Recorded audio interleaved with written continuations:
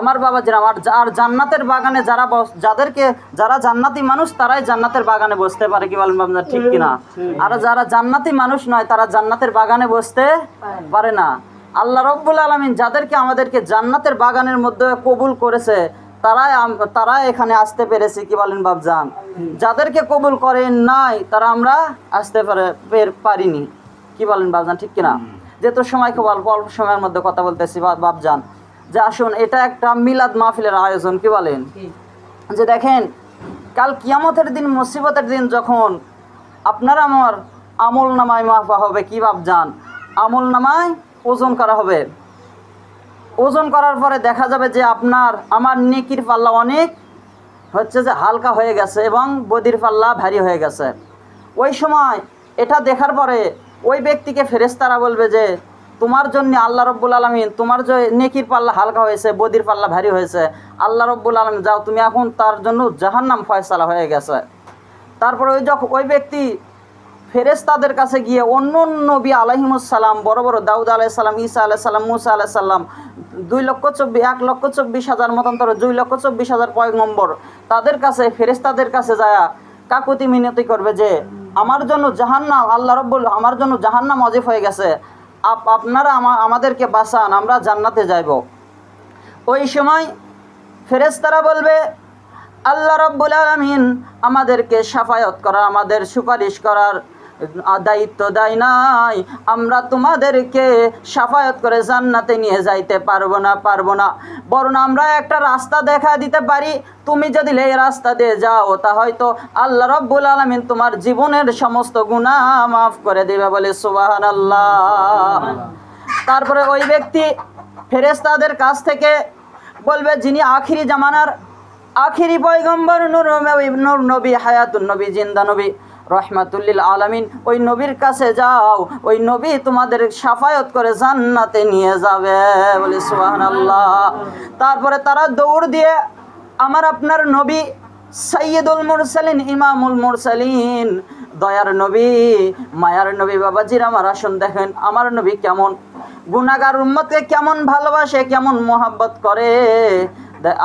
যখন আমার নবীজি পাক সাল্লাল্লাহু আলাইহি সাল্লামের কাছে যাবে, গিয়ে বলবেন ইয়া রাসূলুল্লাহ, ইয়া হাবিবাল্লাহ, আমি খুব বিপদের মধ্যে আছি, আপনি আমাদেরকে বাঁচান, আপনি ছাড়া কোনো উপায় নেই, আপনি ছাড়া কোনো রেহাই নেই। ওই সময় আমার নবী বলবেন বাবা তোমার কি হয়েছে তুমি বলো। ওই সময় ওই ব্যক্তি বলবে ইয়া রাসূলুল্লাহ, ইয়া হাবিবাল্লাহ, হুজুর আমার আমল নামায় ওজন করা আছে, আমার আমল নামায় ওজন করে দেখা গেছে যে আমার নেকির পাল্লা হালকা হয়ে গেছে, আমার বদির পাল্লা, আমার পাপের পাল্লা অনেক ভারী হয়ে গেছে, আমার জন্য জাহান্নাম ওয়াজিব হয়ে গেছে, আমি আর জান্নাতে যাইতে পারবো না। আমার নবীজি পাক সাল্লাল্লাহু আলাইহি সাল্লাম বলবেন তুমি কোনো টেনশন করো না, তুমি পেরেশানি করো না, ইন্নাল্লাহা মাআস সাবিরিন, তুমি ধৈর্য ধারণ করো, নিশ্চয় ধৈর্যশীলদের সাথে আল্লাহ আছে, বলে সুবহানাল্লাহ। তারপরে ওই ব্যক্তির সব কথা শোনার পরে আপনার আমার নবী সাইয়্যিদুল মুরসালিন, ইমামুল মুরসালিন বলবেন, ও ফেরেশতা জিবরাইলকে ডাক দিয়ে বলবেন হে জিবরাইল তুমি যাও, তুমি গিয়ে ফেরেশতাদেরকে বলো এই ব্যক্তির আমল নামায় ফেরেশতারা পুনরায় ভাবে আবার ওজন করুক। ওজন করে তারপরে আমার নবীজি পাক সাল্লাল্লাহু আলাইহি সাল্লামের কথা শুনে ফেরেশতারা কি করবেন, ওই ব্যক্তির আমল নামায় ওজন করবে, ওজন করে দেখা যাবে ওই ব্যক্তির নেকির পাল্লা অনেক ভারী হয়ে গেছে, বলে সুবহানাল্লাহ। আর বদির পাল্লা হালকা হয়ে গেছে, বদির পাল্লা হালকা। ওই সময় ওই ব্যক্তি আমার রাসূলকে বলবেন ইয়া রাসূলুল্লাহ, ইয়া হাবিবাল্লাহ, নবীজি, ও দয়ার নবী, মায়ার নবী, কিছুক্ষণ আগেই যখন আমার আমল নামায় ওজন করা হলো, আমার আমল নামা মাপা হলো, ওই সময় দেখতে পেলাম আমার নেকির পাল্লা হালকা এবং বদির পাল্লা ভারী। আপনি কি এমন কাজ করলেন যার কারণে আমার নেকির পাল্লা হালকা হয়ে গেছে এবং আমার নেকির পাল্লা বেশি হয়ে গেছে এবং বদির পাল্লা হালকা হয়ে গেছে।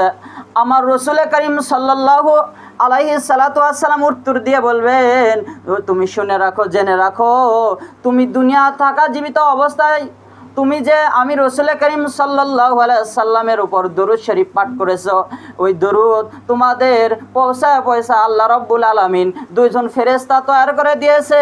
ইন্না লিল্লাহি লিল মালাইকাতি সাইয়াতি হাইনা ইউবাল্লিগুনা রিসালাতিল্লাহিস সালাম। আল্লাহু আকবার। আমার রসুল করিম সাল্লাল্লাহু আলাইহি সাল্লাম বলছেন, ওই দুইজন ফেরেশতা তোমরা যেখানে দরুদ শরীফ পড়েছো, তোমাদের পিতার নাম, তোমাদের দাদার নাম, তোমাদের নিজের নাম সহ ওই দুইজন ফেরেশতা আমি রওজার মধ্যে শুয়ে আছি, ওই রওজার মধ্যে ফেরেশতারা দরুদ সালাম পৌঁছে দিয়েছে। বলে সুবহানাল্লাহ। ওই দরুদ সালাম আমি রাসূল করিম সাল্লাল্লাহু আলাইহি সাল্লাম ওই দরুদ সালাম আমি একটা কাগজের মধ্যে লিখে রেখেছি।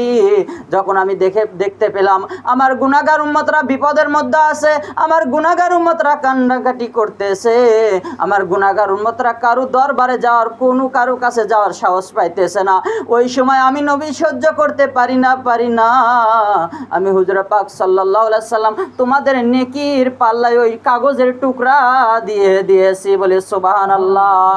ওই কাগজের টুকরা দেওয়ার সঙ্গে সঙ্গে ওই নেকির পাল্লা ভারী হয়ে গেছে। বলে সুবহানাল্লাহ। আমার বাবাজিরা, আমার সম্মানিত দিনী মুসলমান বাবাজিরা আমার, তাহলে আপনি যে যখনই সময় পাবো, যে হালতেই থাকি, যে অবস্থায় থাকি, রসুলের পর দরুদ সালাম পড়ব। আল্লাহ রসুল বলতেছেন যে কি ইন্না লিল্লাহি তাআলা লিল মালাইকাতু, যে আমার উপর যে বেশি পরিমাণ দরুদ শরীফ পড়বে, কাল কিয়ামতের দিন, মুসিবতের দিন আমার নিকটে থাকবে। বলেন সুবহানাল্লাহ। তাহলে বাবাজির আমার দরুদ সালাম পড়ার দরকার আছে কিনা জান, যে কেউ যদি মান সাল্লাল্লাহু ওয়াহিদান সাল্লাল্লাহু আলাইহি আশরা ওয়াহুদ্দাত আনহু রুফিয়াত লাহু খতিয়াত দারাজাত, যে আমার কোনো গুনাহগার উম্মত যদি আমার উপর একবার দরুদ শরীফ পাঠ করে, তারপর 10 বার রহমত নাজিল করা হয়। বলে সুবহানাল্লাহ। শুধু তাই নয়, তার আমলনামা থেকে 10টি গুনাহ মাফ করে দেওয়া হয় এবং তার 10টি মান সম্মান আল্লাহ রাব্বুল আলামিন বৃদ্ধি করে দেয়। বলে সুবহানাল্লাহ। আমার বাবা